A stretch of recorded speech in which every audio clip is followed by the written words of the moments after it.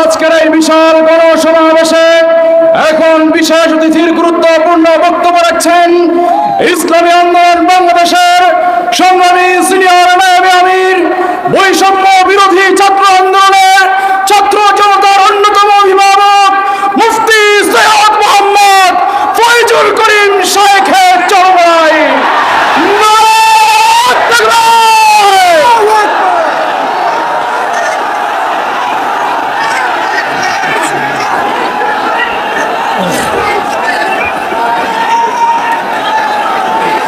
আসসালামু আলাইকুম ওয়া রাহমাতুল্লাহি ওয়া বারাকাতুহু।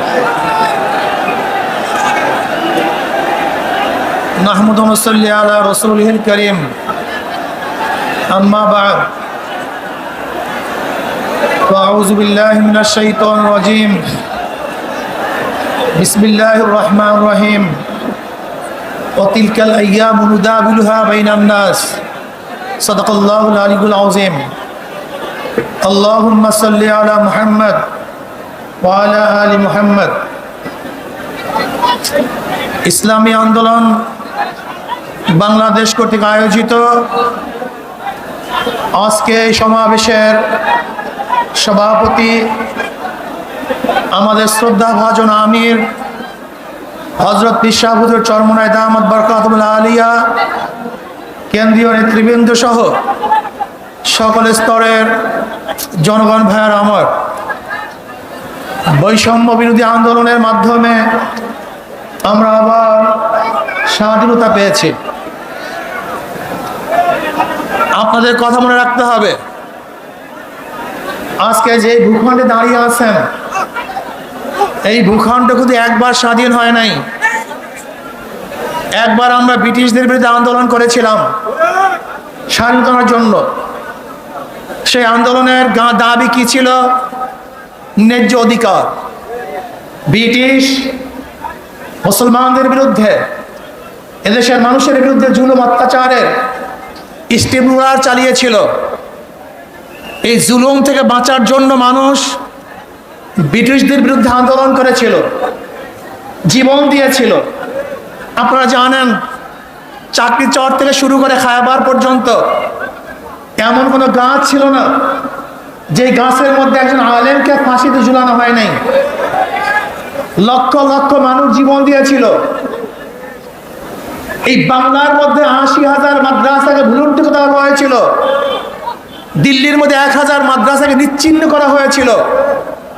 হাজার হাজার লক্ষ লক্ষ মানুষ হিজরাত করতে বাধ্য হয়েছিলেন শুধু একটা আশায়, মানুষ শান্তি পাবে, মুক্তি পাবে।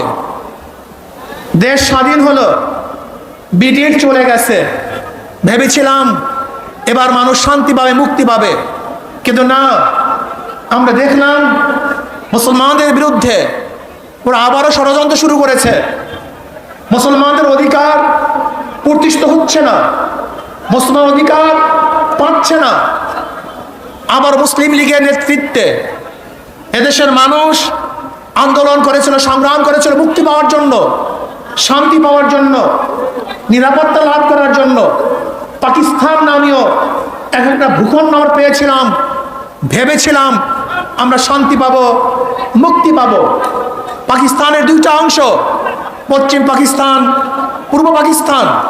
এই পশ্চিম এবং পূর্ব পাকিস্তানের মধ্যে ১৭০০ কিলোমিটার ডিস্টেন্সের মধ্যে একই নামে দুইটা রাষ্ট্র ভাগ হয়ে, ভারত থেকে ভাগ হওয়ার কারণটা কি ছিল? একমাত্র অধিকার, একমাত্র শান্তি, একমাত্র মুক্তি। কিন্তু আমরা কি দেখেছি? পশ্চিম পাকিস্তানের লোক আমাদেরকে মুক্তি দেয় নাই, অধিকার ফিরিয়ে দেয় নাই। তারা বৈষম্যতা সৃষ্টি করেছে। চাকরি বড় চাকরি তাদের, ছোট চাকরি আমাদের, ভালো খানা তাদের, খারাপ খানা আমাদের। ভালো পড়বে তারা, খারাপ পড়বো আমরা।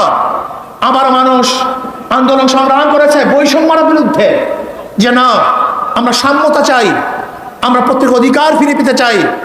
এর জন্য দেওয়া হয়েছিল ৬ দফা, ১১ দফা, ১৮ দফা, ২১ দফা। মানুষের সেই দফার মধ্যে শুধু একটাই স্লোগান ছিল, আমরা মুক্তি চাই, শান্তি চাই। এই শান্তি পাওয়ার জন্য মানুষ আবারও অস্ত্র ধরেছিল, জীবন দিয়েছিল, রক্ত দিয়েছিল। মানুষ এদেশ থেকে বিদেশে পালাতে বাধ্য হয়েছিল শুধু একটা আশায়, মানুষ শান্তি চায়, মুক্তি চায়।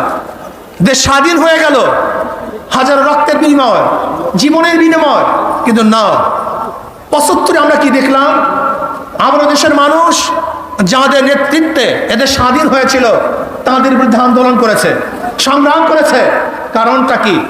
মুক্তি দিতে পারে নাই, মানুষের অধিকার ফিরিয়ে দিতে পারে নাই, বৈষম্যতা রক্ষা করতে পারে নাই, সাম্যতাকে প্রতিষ্ঠিত করতে পারে নাই। মানুষ আবারও আন্দোলন করেছে, আবারও সংগ্রাম করেছে। আন্দোলন করলাম, সংগ্রাম করলাম, সরকার পরিবর্তন করলাম। আজকে দেশের স্বাধীনতার বয়স 52 বছর।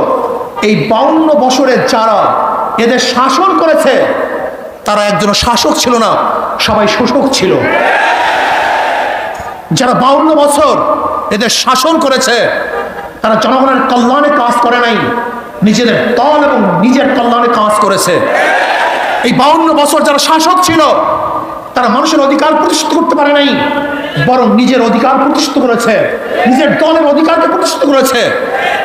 এরপরে আবার আন্দোলন হলো, এই 24 সনে আন্দোলন হলো।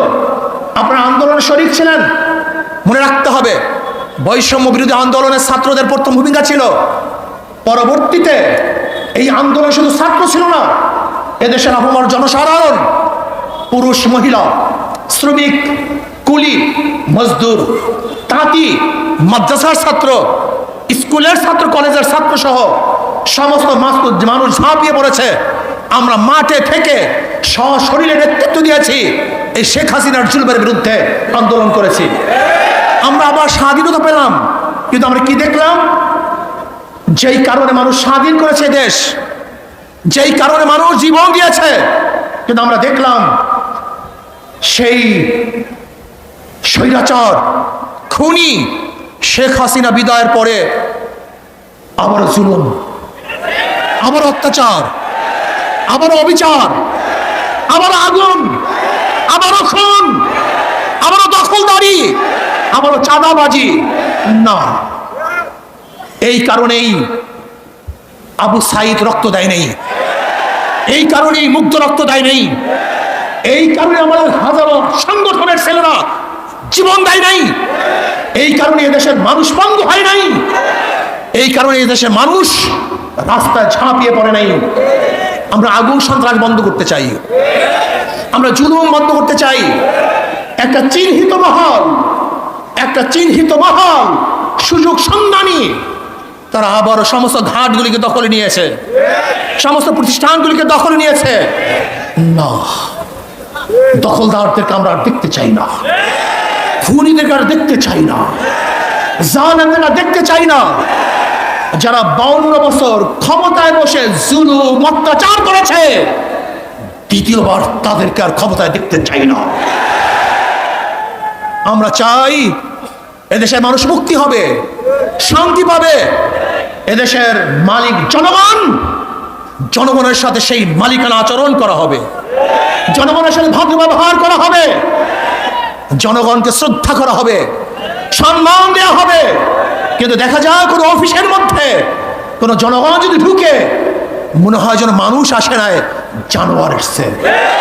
ওরা জানোয়ারকে যেইভাবে স্নেহ করে, একটা কুকুরকে ওদের বিছানায় উঠায়, একটা কুকুরকে আদর করে, একটা কুকুর করে নিজের হাতে খাওয়িয়ে দেয়, আর মানুষ রূপে আশরাফুল মাখলুকাতের প্রতি ওদের কোনো শ্রদ্ধা নাই, সম্মান নাই, স্নেহ নাই, মমতা নাই, ভালোবাসা নাই। এর কারণে এদের স্বাধীন হয় নাই।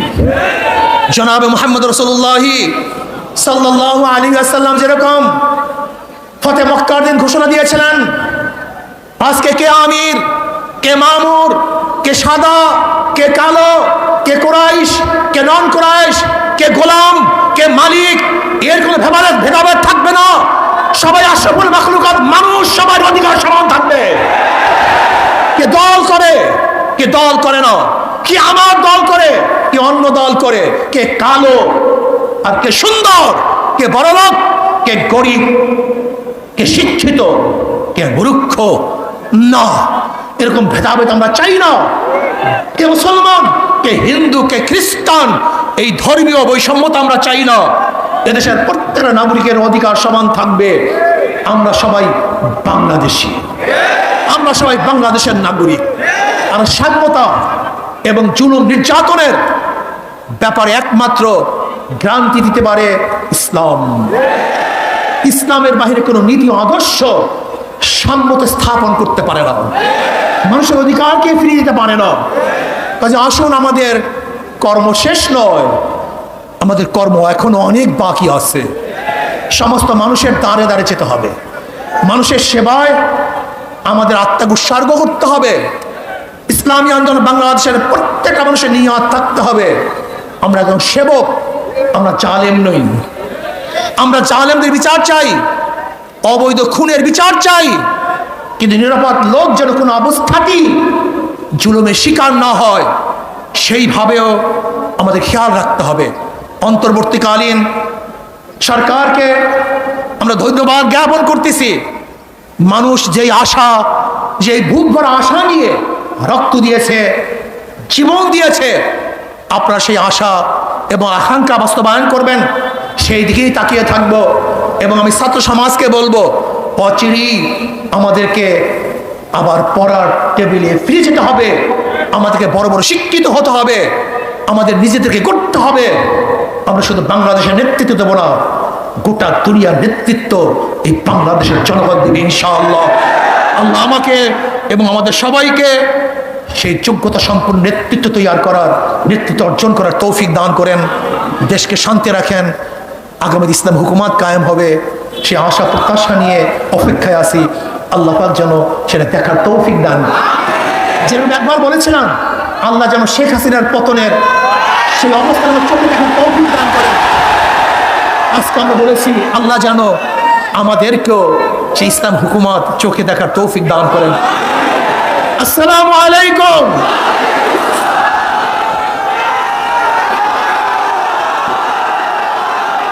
সমাবেত ভাই বন্ধুগণ,